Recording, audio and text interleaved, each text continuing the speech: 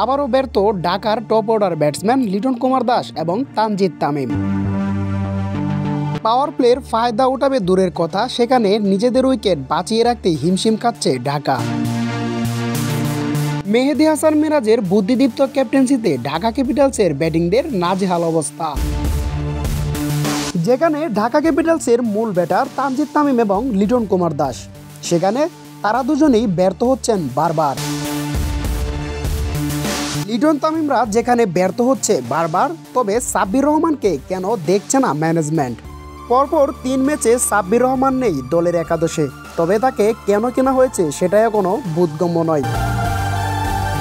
খুব আশা নিয়ে হয়তো দল কিনেছিলেন মেগাস্টার শাকিব খান, তবে তার দলের দায়ভার তুলে দিলেন সুজনের হাতে। কিন্তু সুজন করছেটা কি? এলোমেলো একাদশ সাজাচ্ছেন বারবার, আর তার প্রমাণ মিলছে মাঠে।